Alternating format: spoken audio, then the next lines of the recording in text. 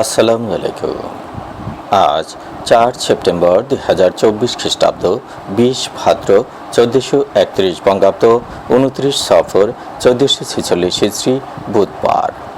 সংবাদ পাঠ করছি মনির হোসেন কামাল। প্রথমেই শুনবেন সংবাদ শিরোনাম।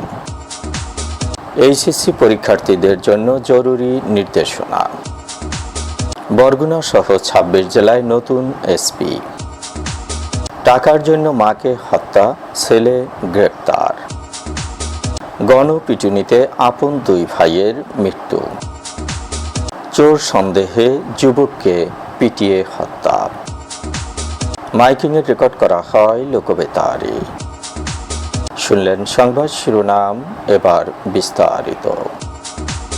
চলতি বছরের এইচএসসি ও সমমানের পরীক্ষার্থীদের জন্য জরুরি নির্দেশনা দিয়েছে ঢাকা মাধ্যমিক ও উচ্চ মাধ্যমিক শিক্ষা বোর্ড। চাওয়া হয়েছে প্রয়োজনীয় তথ্য ও কাগজপত্র।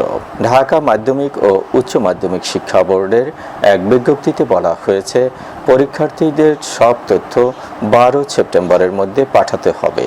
বিজ্ঞপ্তি অনুসারে 2024 সালের এইচএসসি পরীক্ষার্থীদের জেএসসি ও এসএসসি পরীক্ষার একাডেমিক ট্রান্সক্রিপ্ট, এইচএসসি পরীক্ষার প্রবেশপত্রের সত্যায়িত ফটোকপি সহ প্রয়োজনীয় কাগজপত্র সব পরীক্ষা কেন্দ্রের ভারপ্রাপ্ত কর্মকর্তা ও অধ্যক্ষদের বোর্ডে পাঠানোর জন্য বলা হয়েছে। 1996 সালের আগে এসএসসি পাস করা প্রাইভেট পরীক্ষার্থীদের এসএসসি পাসের নম্বরপত্রের ফটোকপি এবং এইচএসসি পরীক্ষা 2024-এর প্রবেশপত্রের ফটোকপি অধ্যক্ষ কর্তৃক সত্যায়ন করে মাধ্যমিক ও উচ্চ মাধ্যমিক শিক্ষা বোর্ড, ঢাকা এর উচ্চ মাধ্যমিক শিক্ষা পরীক্ষা শাখায় হাতে হাতে জমা দিতে হবে। সংশ্লিষ্ট প্রতিষ্ঠানকে পরীক্ষার্থীদের তালিকা উচ্চ মাধ্যমিক পরীক্ষা শাখা থেকে সংগ্রহ করতে হবে। এইচএসসি পরীক্ষা 2024-এর সমতুল্য সনদধারী পরীক্ষার্থীদের জেএসসি সমমান ও এসএসসি সমমান পরীক্ষার একাডেমিক ট্রান্সক্রিপ্ট নম্বরপত্র, ঢাকা শিক্ষা বোর্ডের সমতুল্য সনদ এবং এইচএসসি পরীক্ষা 2024-এর প্রবেশপত্রের ফটোকপি অধ্যক্ষের কাছ থেকে সত্যায়ন করে ঢাকা মাধ্যমিক ও উচ্চ মাধ্যমিক শিক্ষা বোর্ডের উচ্চ মাধ্যমিক পরীক্ষা শাখায় হাতে হাতে জমা দিতে হবে।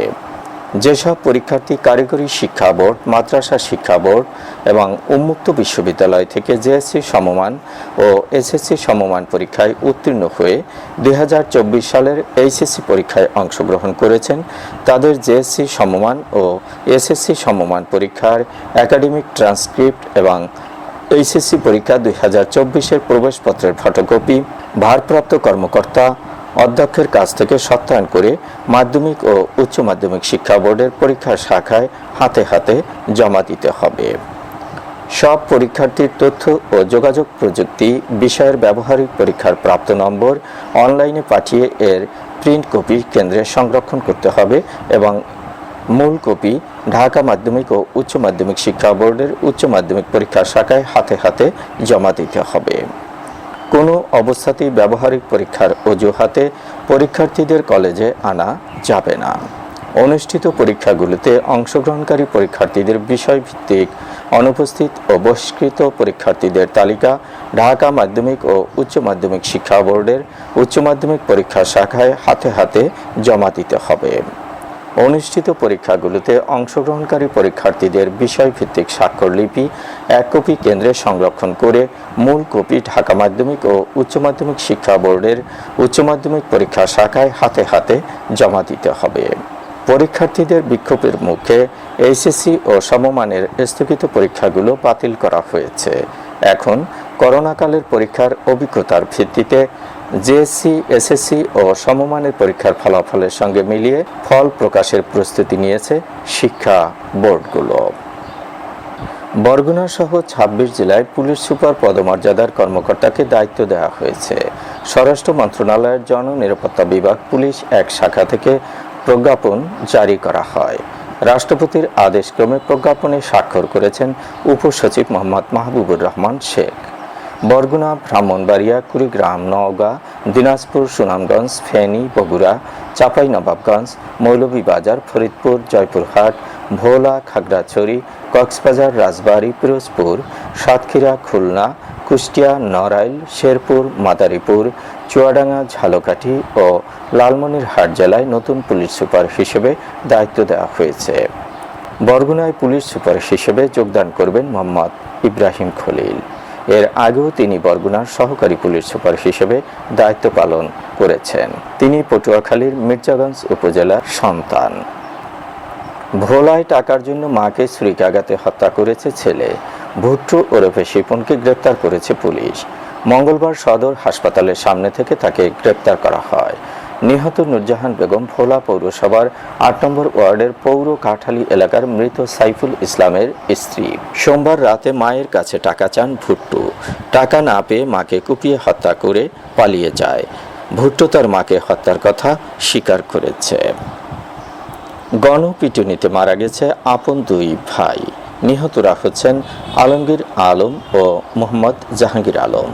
তারা ছিলেন আরব আমিরাত প্রবাসী। সোমবার তারা দেশে এসেছেন।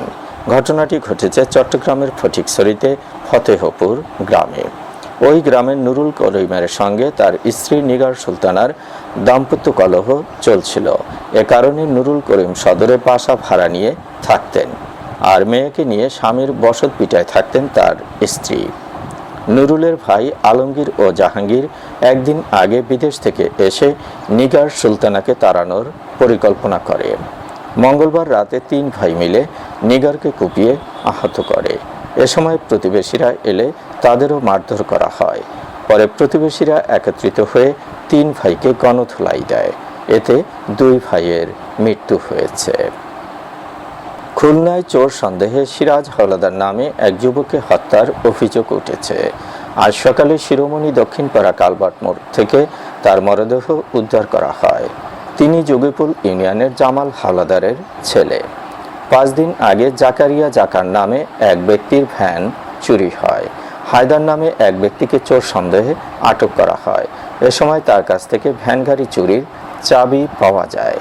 হায়দার জানায় সিরাজকে সঙ্গে নিয়ে তারা ভ্যান চুরি করত। বুধবার ভোর ৫টার দিকে সিরাজকে ধরে নিয়ে কুপিয়ে ও পিটিয়ে হত্যা করা হয়।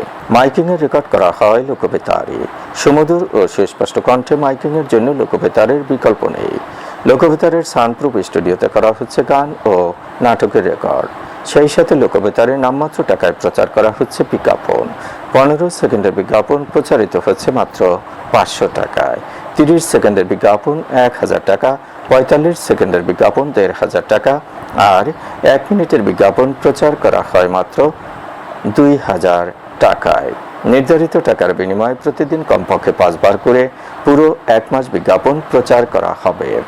মাইকিং ও বিজ্ঞাপনের জন্য যোগাযোগ করবেন 0-177556644 নম্বরে।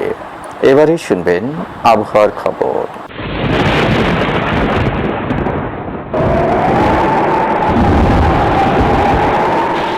মৌসুমী বায়ু বাংলাদেশের উপর মোটামুটি সক্রিয় এবং উত্তর বঙ্গোপসাগরে প্রবল অবস্থায় রয়েছে। এ অবস্থায় দেশের সব বিভাগের উপর দিয়ে অস্থায়ীভাবে দমকা অথবা ঝোড়ো হাওয়া সহ হালকা থেকে মাঝারি ধরনের বৃষ্টি অথবা বজ্র সহ বৃষ্টি হতে পারে। সেই সঙ্গে দেশের কোথাও কোথাও মাঝারি ধরনের ভারী থেকে অতি ভারী বর্ষণ হতে পারে। আজ দেশের সর্বোচ্চ তাপমাত্রা ছিল ফেনীতে ৩৫ ডিগ্রি সেলসিয়াস এবং সর্বনিম্ন তাপমাত্রা ছিল টাঙ্গাইলে ২২.৮ ডিগ্রি সেলসিয়াস। বরগুনার সর্বোচ্চ তাপমাত্রা ৩৪.৩ ডিগ্রি সেলসিয়াস, সর্বনিম্ন ২৬.৫ ডিগ্রি সেলসিয়াস। আগামীকাল সূর্যোদয় হবে ভোর ৫টা ৪৩ মিনিটে। সংবাদ শেষ করার আগে শিরোনামগুলো আবার পড়ছি। এইচএসসি পরীক্ষার্থীদের জন্য জরুরি নির্দেশনা। বরগুনা সহ ২৬ জেলায় নতুন এসপি। টাকার জন্য মাকে হত্যা, ছেলে গ্রেপ্তার। গণপিটুনিতে আপন ২ ভাইয়ের মৃত্যু। চোর সন্দেহে যুবককে পিটিয়ে হত্যা।